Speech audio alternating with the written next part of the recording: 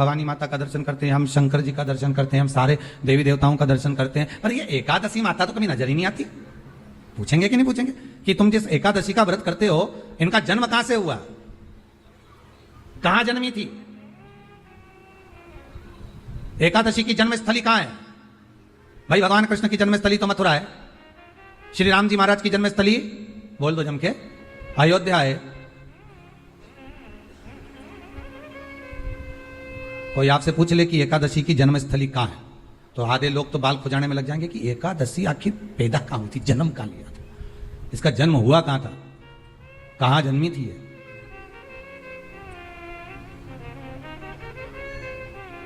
इसका जन्म स्थल है कहां?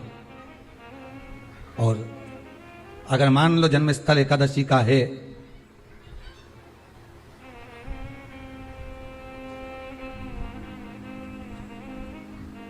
और एकादशी अगर जन्मी है, उसका जन्म हुआ है, और दुनिया के लोग इतना व्रत करते हैं, उपवास करते हैं, तो फिर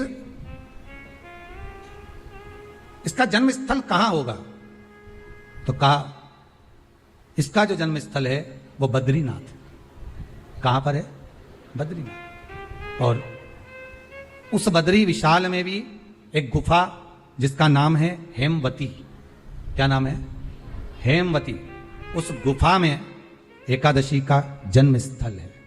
बद्री विशाल में हेमवती गुफा, जो 12 योजन अंदर प्रवेश करने जितनी है, 12 योजन की गुफा के अंदर, हेमवती के अंदर एकादशी का प्रागट्य हुआ था, एकादशी का जन्म हुआ था। अब तो बता सकते हो ना कि कोई पूछे कि राम जी का जन्म अयोध्या में हुआ, भगवान कृष्ण का जन्म मथुरा में हुआ, और कोई पूछ ले आपका जन्म कहां हुआ था, अपन कह सकते हैं ना सीहोर में हुआ हमारा। और आपसे कोई पूछे कहां हुए, तो कहीं इंदौर में हुए, कि देवास में हुए, कि भोपाल में हुए, कि मुंबई में हुए, कि पुणे में हुए, आपका तो बता दोगे। पर बच्चे आपसे पूछ ले मम्मी तू इतनी एकादशी का व्रत करती है, एकादशी का तू व्रत करती है, और सबको करा देती है कि बल्लभ कुल की एकादशी करो, भले बकरी जैसे चरो पर एकादशी करो, और सबको एकादशी कराया, तो कोई पूछ ले कि एकादशी का जन्म कहां हुआ था, तो आप कह सकते हो कि बद्री विशाल में, हेमावती में, बद्री विशाल के हेमवती गुफा के अंदर जो 12 योजन की गुफा है, उस गुफा में एकादशी का जन्म हुआ। कब हुआ?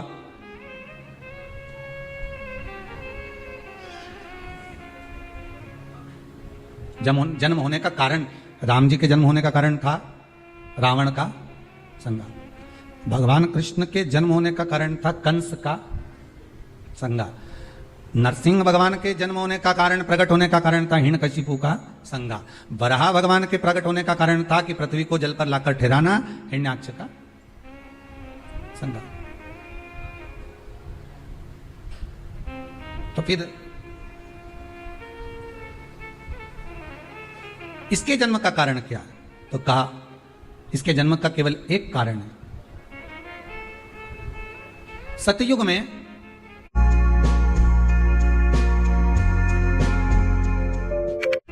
अब एक और बात का बहुत ध्यान दीजिएगा महाराज, सतयुग एक बार नहीं हुआ कि तुम सोचो कि सतयुग के बाद में द्वापर, त्रेता आ गया, त्रेता के बाद द्वापर आ गया, द्वापर के बाद कलयुग आ।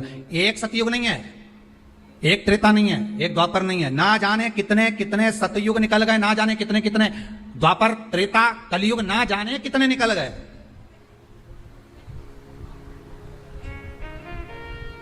और आप और हम जैसे भी इस पृथ्वी पर ना जाने कितने, अरे जम के तो बोलो, निकल गए। पृथ्वी वहीं की वहीं है, जिस मकान में रहते हो वो मकान भी वहीं की वहीं है, बस कभी कभी एकदम फ्लैट हो जाता है, फिर उस पर वापस बन जाता है, फिर क्लीन, फिर बन गया, फिर क्लीन, फिर बन गया। ना जाने कितने कितने कितने कितने जन्म हम ले चुके हैं, और हमारे भी आगे का जन्म कितने जन्म होते रहेंगे। जमीन वहीं की वहीं रह जाएगी और अपन चले जाए, बस वो जगह वहीं रह गई। जो पहले परदादा जी की थी, दादाजी को मिल गई, दादाजी की थी, पिताजी को मिल गई, पिताजी की थी, उनके बेटे को मिल गई, उनके बेटे से उनको बेटों को मिल गई, मिलते मिलते मिलते मिलते कब वो जमीन भी बिक गई समय की अवस्था में, फिर दूसरे की हो गई, और हम सोच कर रह गए कि ये हमारा है, हम इसके लिए लड़ाई करें, झगड़ा करें, हम केवल इस जमीन के लिए, जरा सी प्रॉपर्टी के लिए अदालत में खड़े, अपना समय बर्बाद कर दिया, और जो पाना था वो छोड़ दिया।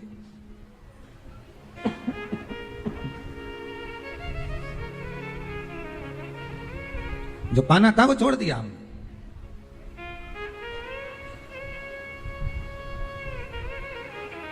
असली रजिस्ट्री तो ये शिव महापुराण की कथा है। जिसमें बैठकर आप 3 घंटा भगवान की भक्ति को जो धारण कर रहे हो, 3 घंटा जो भगवान की कथा को आप श्रवण कर रहे हो, 3 घंटा जो भगवान की भक्ति में आप डूबे हुए हो, 3 घंटा जो भगवत स्मरण में आप लगे हुए हो, बस यही असली रजिस्ट्री है, यही वहां काम आने वाली है। इसके सिवाय कुछ काम नहीं आएगा। धन दौलत माल खजाना सब पड़ा की पड़ा रह जाना, सब धरा की धरा।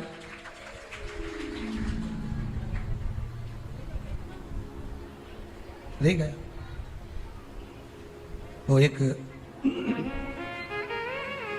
लाइन आप लोग स्मरण करते होंगे, सज धज के जिस दिन